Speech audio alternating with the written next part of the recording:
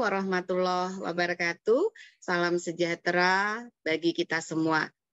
Ibu dan Bapak Guru di seluruh tanah air, serta praktisi PAUD dimanapun saat ini sedang berada, dan sahabat-sahabat AIMA semua, kali ini kita bertemu kembali untuk sama-sama mendengarkan dan menyimak hasil lokakarya pengembangan konten sains berbasis bermain kreatif.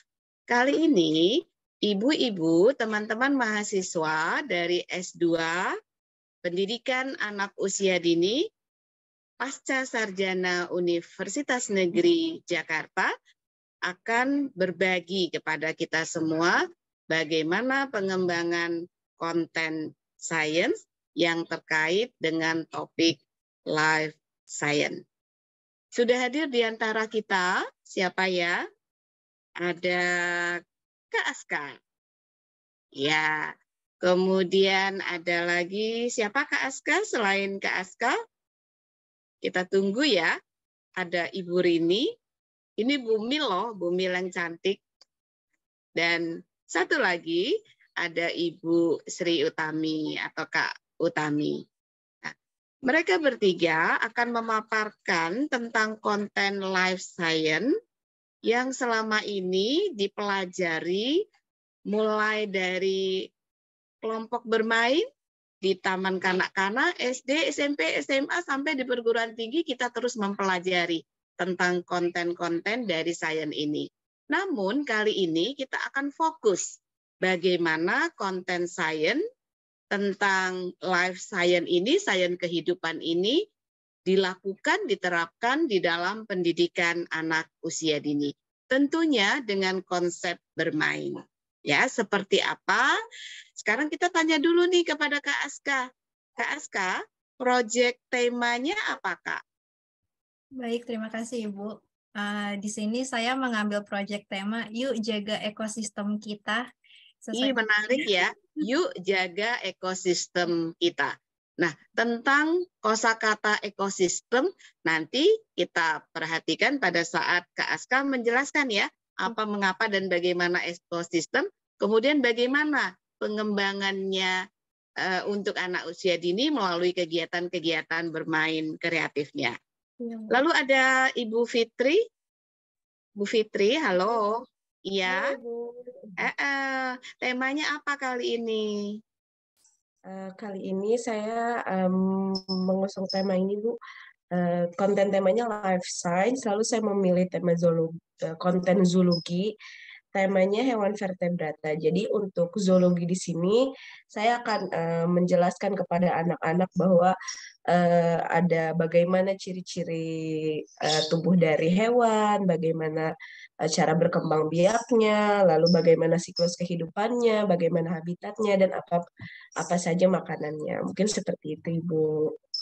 Oh, pokoknya all about vertebrata gitu ya. Betul, Pokoknya semua betul, tentang hewan vertebrata itu apa nanti dikupas tuntas oleh Bu Fitri ya. Tetapi untuk Ibu dan Bapak Guru nanti kita tidak hanya fokus kepada konten sainsnya, tetapi juga nanti tolong diperhatikan juga bagaimana tahapan pengembangan untuk kurikulum bermain kreatifnya yang kita hubungkan dengan kurikulum Merdeka saat ini yang sedang heboh-hebohnya ya.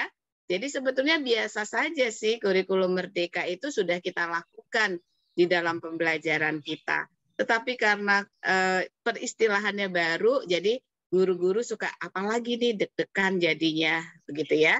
Nah, seperti apa nanti tahapan-tahapan akan diberikan contoh oleh para pemapar pada hari ini.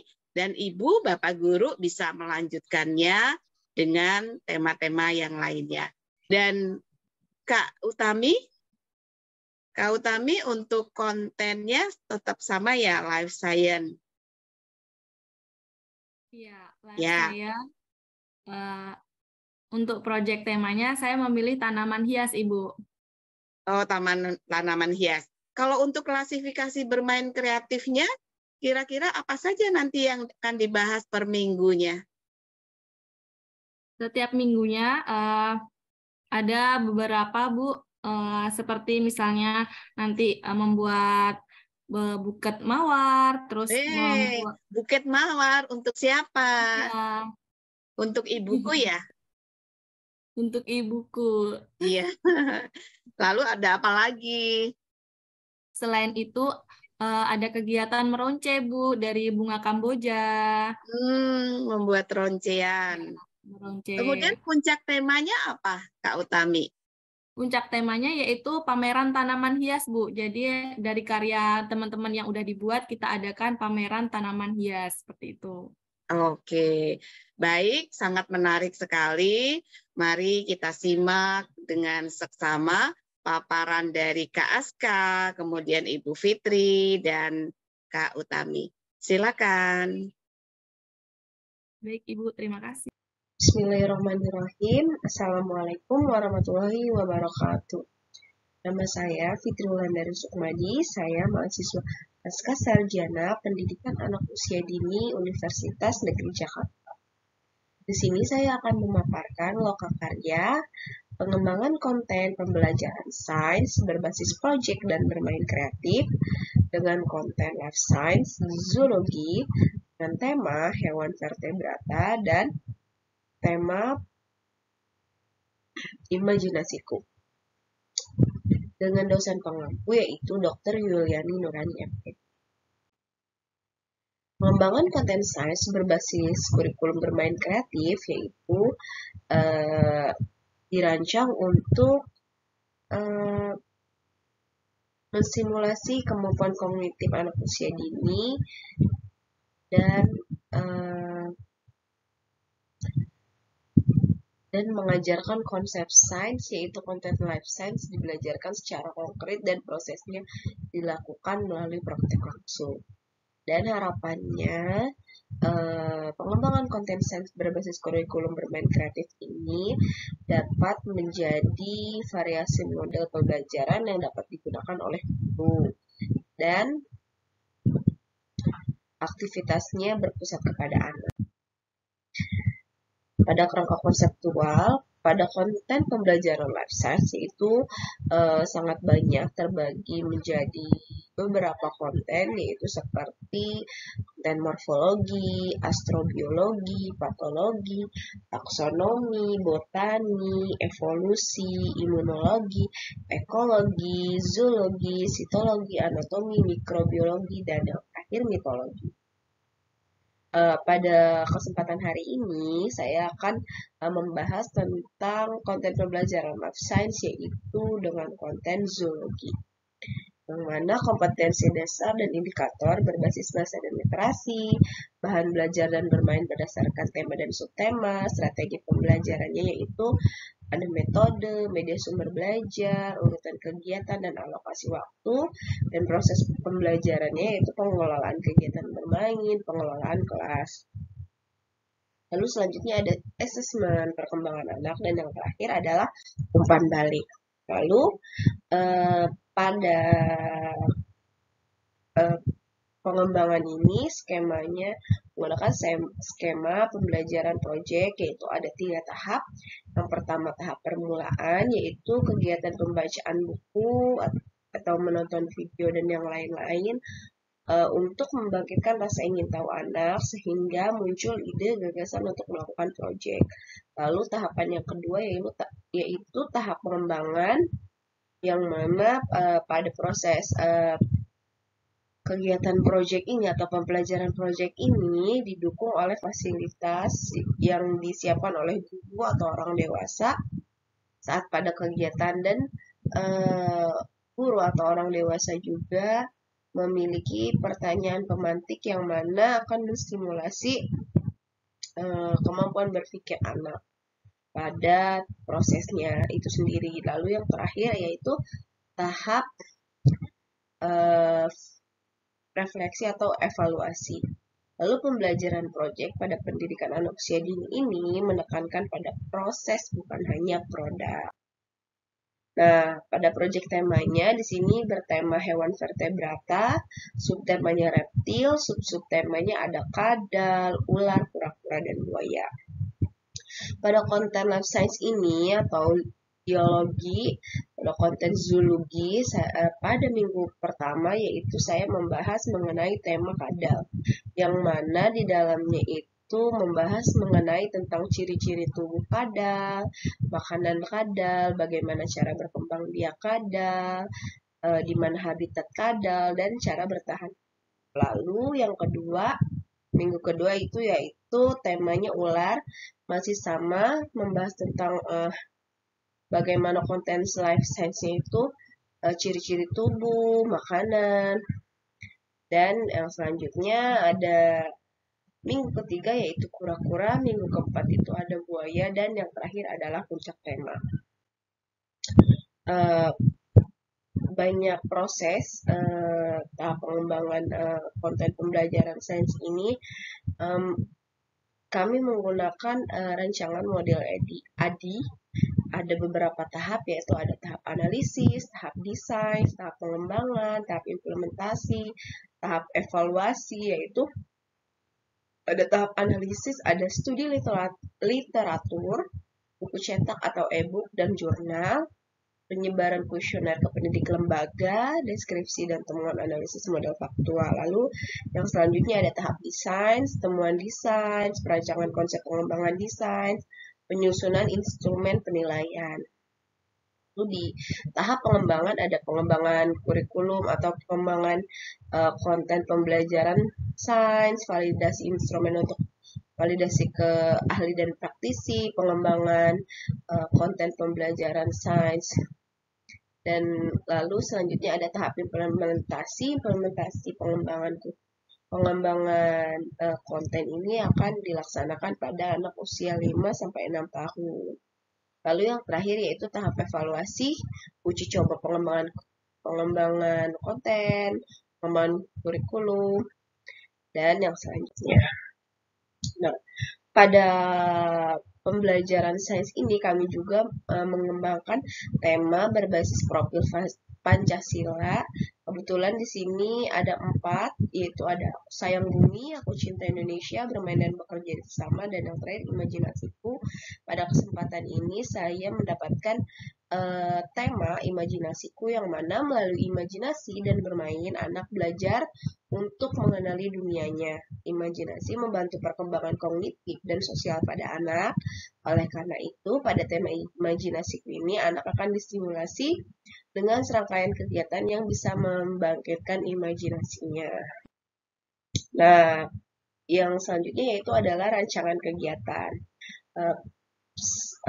Rancangan kegiatan Life Science Zoologi dengan tema reptil ini saya membuat selama 5 minggu atau selama 20 hari, yaitu pada minggu pertama dengan tema kadal, yang mana kegiatannya itu bercerita sambil bergerak tentang kadal.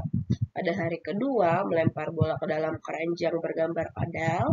Pada hari ketiga, bermain mencocokkan gambar kadal melalui papan titian. Pada hari keempat, art and craft, melukis kadal. Pada hari kelima, gerak kreatif meniru kadal. Lalu di minggu kedua ada tema ular, nonton video proses ular bertelur, ganti kulit atau egg disease.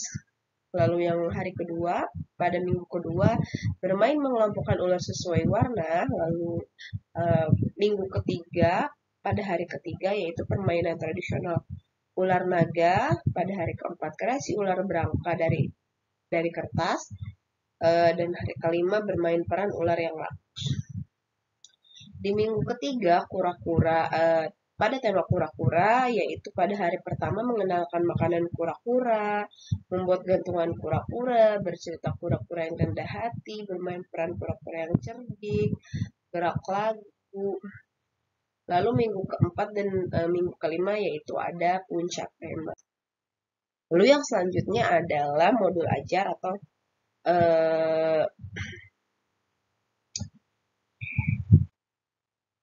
modul ajar yang akan saya sampaikan, seperti modul ajar ini diperuntukkan untuk kelas TKB tahun ajaran 2022-2023, temanya reptil, topiknya ular. Tujuan kegiatan, anak mengenal ular sebagai ciptaan Tuhan. Anak dapat menirukan gerakan-gerakan ular dan mendeskripsikan gerakan yang sedang dilakukan. Anak dapat membuat habitat ular sesuai dengan imajinasinya. Anak dapat merepresentasikan ular ke dalam bentuk gambar, hasil karya, dan tulisan berdasarkan hasil observasinya. Anak dapat menceritakan tentang ular sesuai dengan pendapatnya. Anak dapat menyusun dan merangkai kata ular, kandang, menggunakan alfabet klasik dengan benar. Anak dapat menghitung jumlah ular dan membuat pola jenis ular sesuai lambang, bilangan, dan urutan yang ditentukan. Kegiatan pembelajarannya yaitu project based learning yang bersumber dari buku, yaitu kita bisa buka ensiklopedia tentang ular, lalu ceritanya tentang kisah Nabi Musa dengan Fir'aun, lalu ada video edukatif juga, dan yang selanjutnya. Lalu penilaiannya, alat penilaiannya hasil karya anak, catatan observasi, checklist, dan analisis deskriptif. Pada modul ajar juga ada pertanyaan pemantik seperti apa itu ular, apa ciri-ciri ular, ular hidup di mana, apa makanan ular, terbagi berapa jenis ular, bagaimana gerak ular, bagaimana bentuk ular, di mana ular hidup dan tinggal, dan di sini ada pemahaman makna, pertanyaan refleksi, dan kegiatan bermainnya seperti yang Bapak dan Ibu bisa baca di PowerPoint yang telah saya tampilkan. Nah, saya akan menjelaskan sedikit mengenai pengembangan konten pembelajaran sains melalui berbasis pembelajaran kreatif, yaitu di mana konten life science ini atau bisa kita sebut biologi ini juga termasuk ke dalam pembelajaran sains anak usia dini yang mana bisa kita sampaikan melalui permainan. Sebenarnya apa saja sih materi-materi yang harus kita sampaikan mengenai konten life science ini yang dengan konten zoologi ini, yaitu seperti bagaimana siklus kehidupan suatu hewan, atau kita ambil contoh siklus kehidupan ular yang mana pertama-tama bagaimana cara ular berkembang biak, lalu di dalam proses berkembang biak juga ular bisa berganti kulit yang dinamakan proses ekdisis, lalu berkembang biaknya dengan cara bertelur, lalu makanannya yaitu bisa seperti tikus dan yang lain-lain gitu kan. Lalu bagaimana cara dia bertahan hidup dari musuhnya, misalnya ada ular yang berbisa dan ada juga ular yang tidak berbisa. Kalau ular yang berbisa itu melawan musuhnya dengan bisanya, atau kalau ular yang tidak berbisa seperti ular sanca atau ular-ular yang besar itu cara bertahan hidupnya dengan cara melilit gitu kan. Itu anak harus tahu sedemikian rupa bahwa ternyata binatang itu ada siklus hidupnya, bagaimana cara berkembang biak, bagaimana habitatnya, apa saja makanannya, bagaimana ciri-cirinya, bagaimana cara dia bertahan hidup dari musuhnya. Itu sangat mendetail, bisa kita ajarkan pada pembelajaran sains anak usia dini, khususnya di konten life science atau bisa kita sebut biologi dengan konten zoologi seperti itu. Jadi bukan hanya sekedar kita tahu, anak tahu bahwa oh yang bentuknya seperti ini adalah gajah, yang bentuknya seperti ini adalah ular, yang yang bentuknya seperti ini adalah ayam gitu, tapi lebih pengetahuannya lebih dalam lagi, lebih detail lagi mengenai tentang hewan-hewan ini, khususnya di zoologi atau di konten life science. Nah, konten life science ini, zoologi ini sebenarnya bukan hanya reptil atau bukan hanya hewan vertebrata saja, hanya kebetulan saja di sini untuk mengerucutkan untuk lebih simpelnya saya mengambil tema hewan vertebrata dan saya bahas mengenai reptilnya. Jadi sebenarnya konten zoologi ini yaitu membahas tentang semua kehidupan makhluk hidup atau hewan-hewan yang ada di dunia ini maupun yang ada di laut, ada di darat, ada dimanapun itu yang ada di bumi ini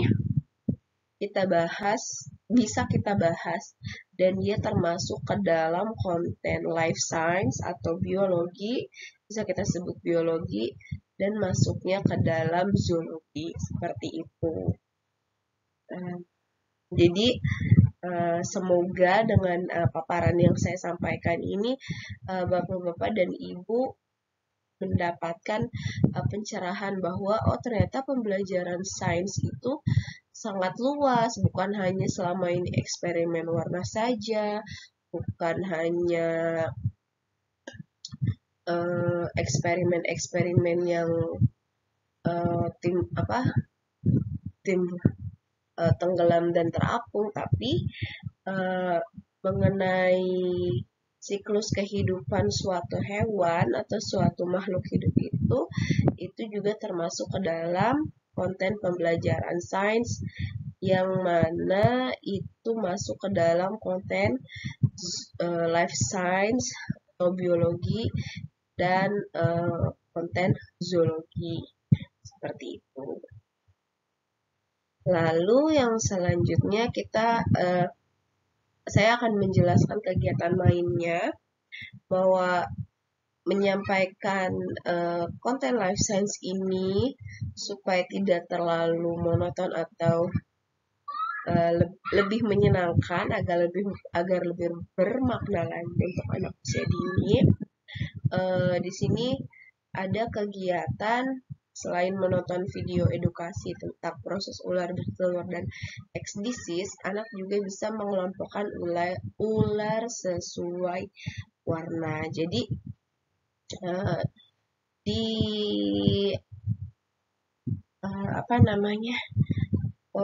gambar ularnya ini ada berwarna-warni, ular yang warna-warni, lalu gambarnya pun beraneka ragam, seperti gambar ular yang pertama itu dia sedang bertelur, lalu gambar ular yang kedua dia sedang berganti kulit, lalu gambar ular yang ketiga dia sedang memangsa makanannya, lalu ular yang keempat dia sedang melilit mangsanya juga. Jadi selain kita bisa bermain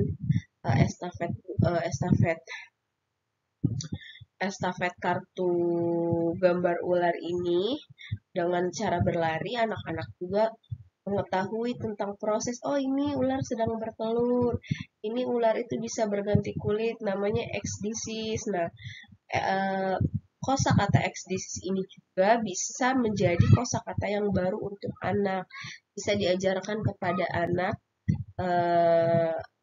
menjadi bahasa ilmiah, seperti itu. Jadi pembelajaran sains ini sangat luas. Jadi kita bisa bermain melalui apa saja, tapi tetap tidak menyalahi konten yang akan kita sampaikan kepada anak, karena kita sudah memiliki sumber yang terpercaya dan tidak kekurangan ide dan kekurangan sumber untuk menyampaikannya kepada anak usia dini, seperti itu.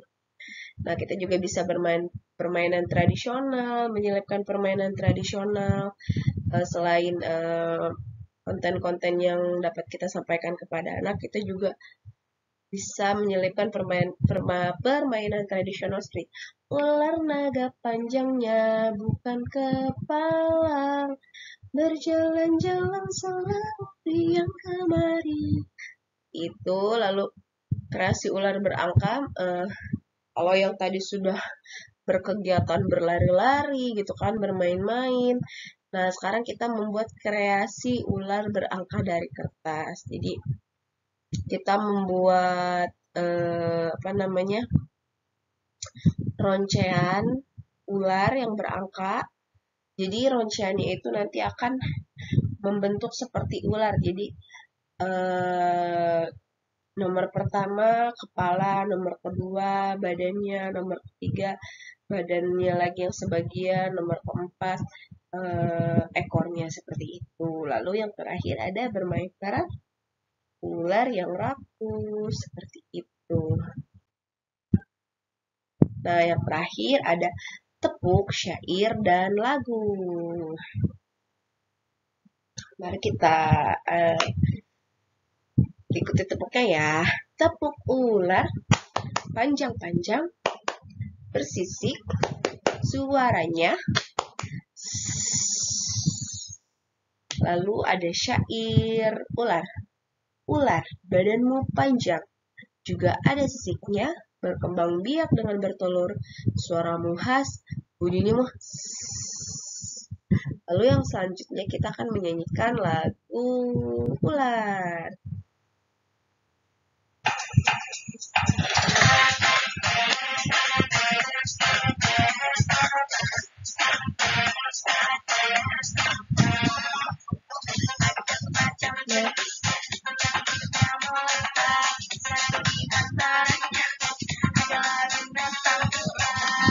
Ada ular kobra, ada ular senja, ada ular piton, dan lain-lainnya. Ada banyak macam jenisnya, satu di antaranya adalah binatang ular. Ada ular kobra, ada ular sanca, ada ular piton, dan lain-lainnya. Baiklah, mungkin cukup sekian pemaparan dari saya. Kurang lebihnya saya mohon maaf. Semoga dapat menginspirasi Bapak dan Ibu sekalian mengenai bagaimana cara menyampaikan pembelajaran sains untuk anak usia dini, khususnya pada konten life science, yaitu zoologi. Terima kasih banyak. Assalamualaikum.